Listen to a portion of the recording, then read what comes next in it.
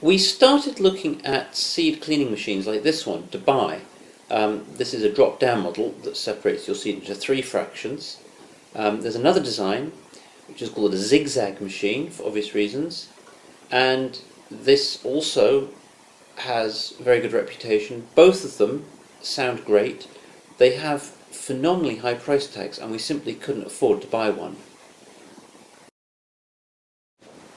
So it was too expensive to buy a seed cleaning machine, and that really only left the option of making one ourselves. And we got together some scrap wood. It was a couple of old bedsteads, a wardrobe, and a set of shelves, plus some Perspex clear plastic that the local supermarket threw out, and I think it was originally a chewing gum dispenser. And after a couple of hours in the workshop, this is the result. This is the first version of the machine, and here we are testing it for the first time on some pepper seed.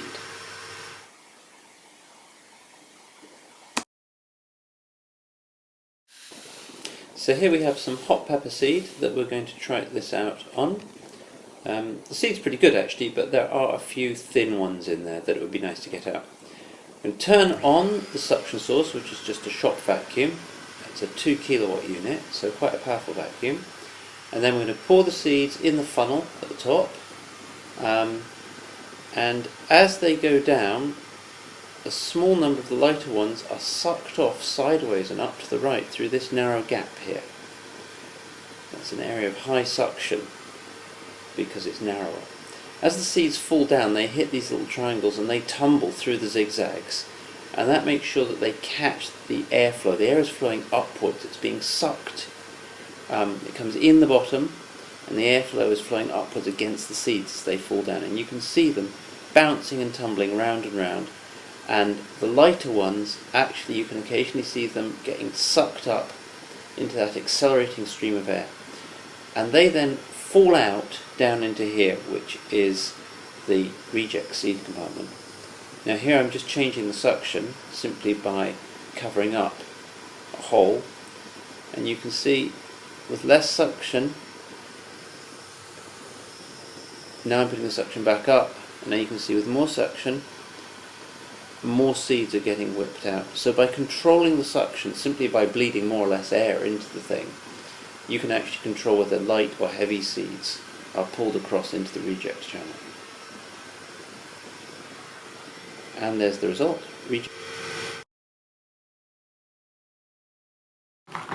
Okay, so this is how it actually works, the first version of this.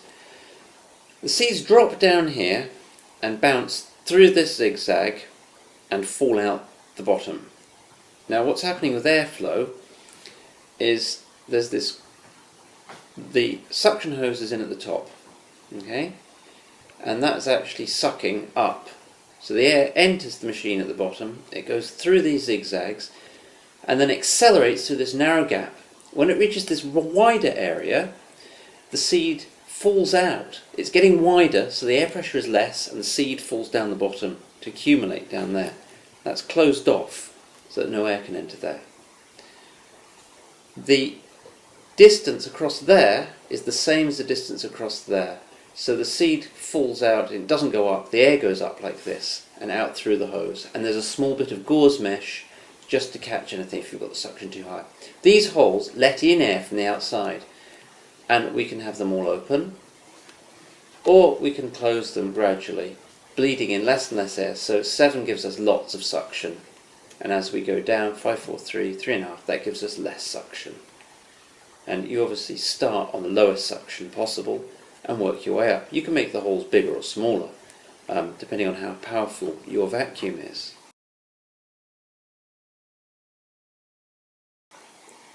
What you're looking at now is the final design of the machine, after we'd made a few small changes.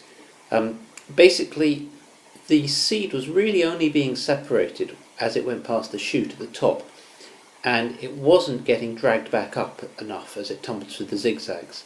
So what we did was took it apart and put in more little triangles to make that tumbling pathway much more consistent in size.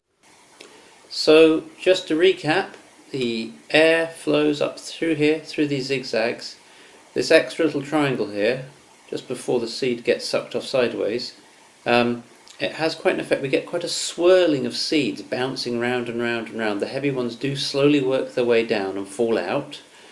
And as that swirls around and round and round, they get many chances to be sucked off sideways. When they get to this wider area, again, it's lower pressure, so they just drop out and collect in that bit there. And the airflow, of course, is round up here and out the top to the shop vacuum unit. And that's it.